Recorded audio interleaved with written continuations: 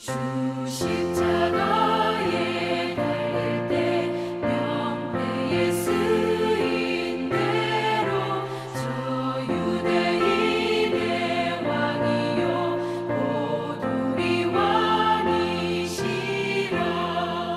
주 앞에 내가 엎드려 그 이름 찬송함은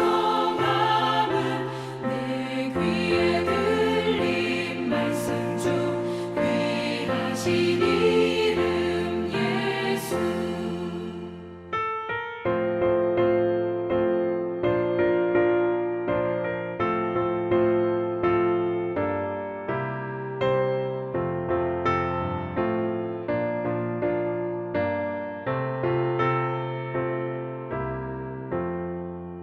지금도 살아계셔서 언제나 하시는 일, 나 같은 죄인 부르사 참 소망 주시도다. 주 앞에 내가 엎드려 그 이름 찬송함은 내 귀에 들린 말씀 중 귀하신 이름 예수. 주 예수께서 영원히 어제나 오늘이나 그 이름으로 우리에게 상복을 내리신다.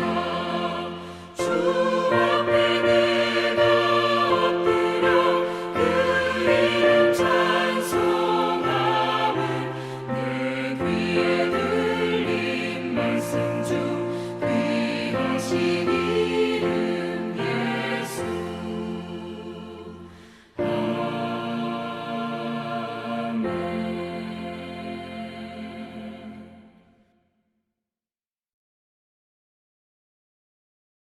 오늘 함께 볼 말씀은 신약 골로새서 1장 15절에서 23절 말씀입니다.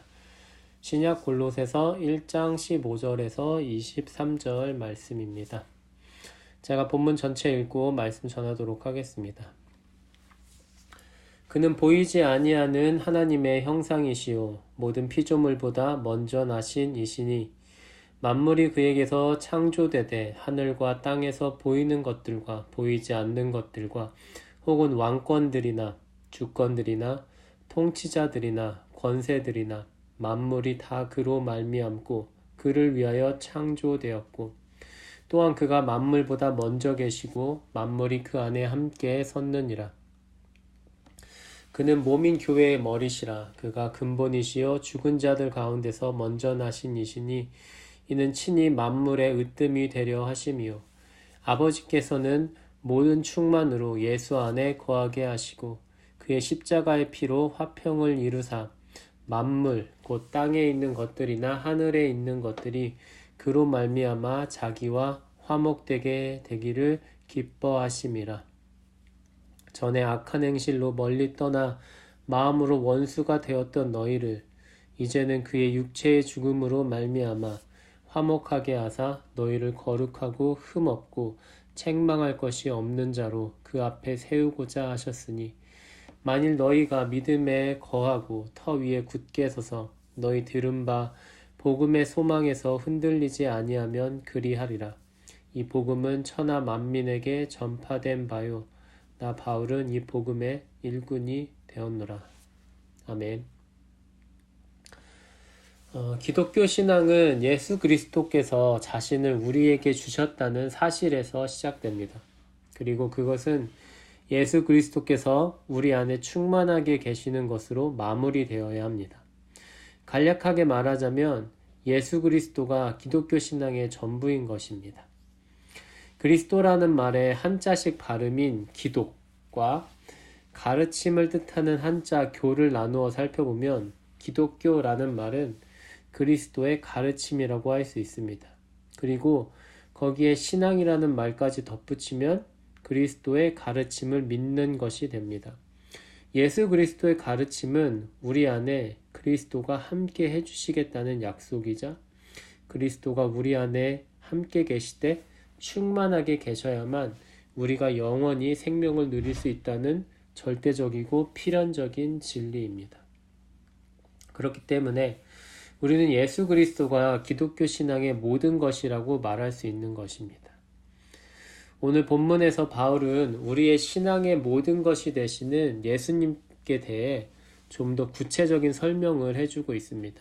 그는 먼저 예수님을 하나님이라고 말하며 특별히 세상의 창조주로 설명합니다. 둘째로 예수님을 교회의 머리로 설명합니다. 먼저 예수님은 본래 하나님이십니다. 특별히 본문에서 설명되고 있는 하나님의 모습은 보이지 않으신다는 것입니다.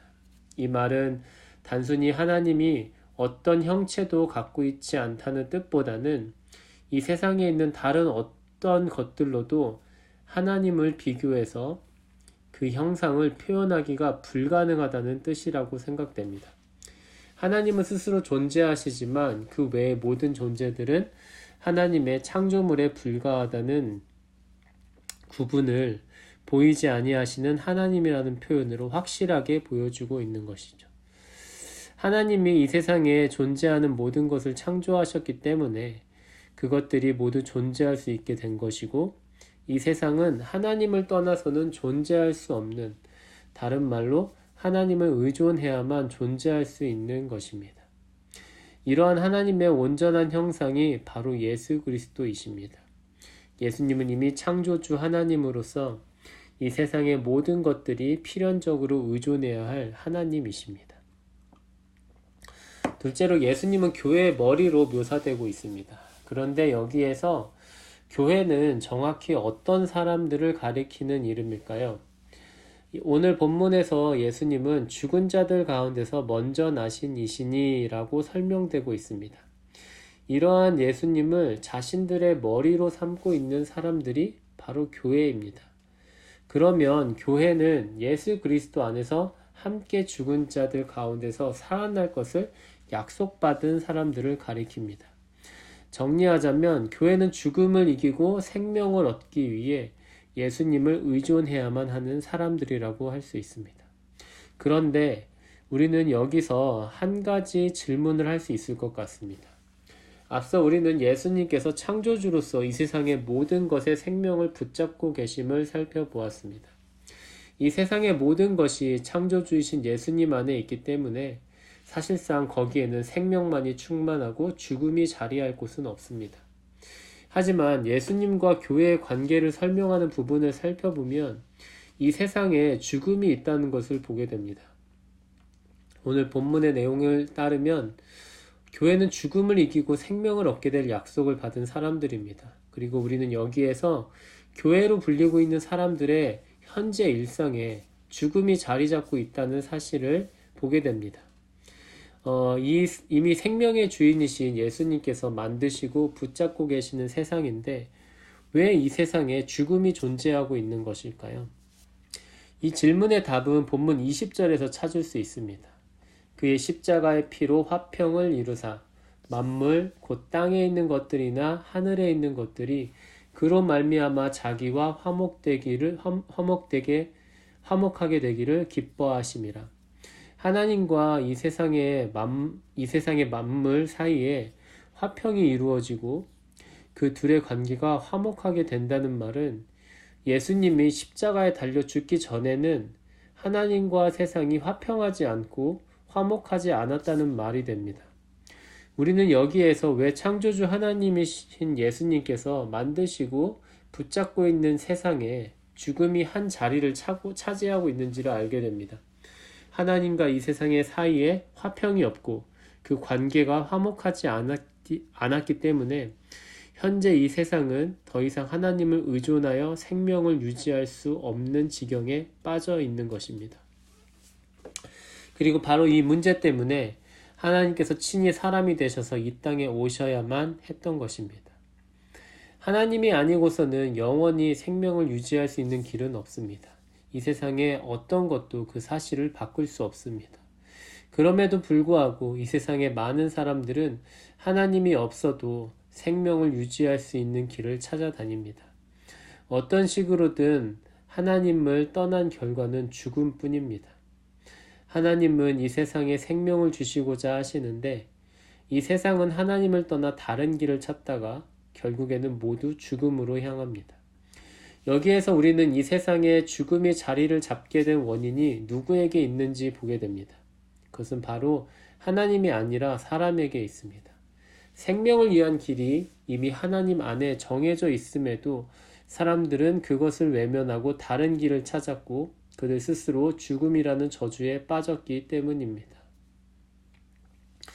예수님께서 이 땅에 사람이 되셔서 오신 이유가 바로 사람들의 그 잘못된 선택에 있습니다.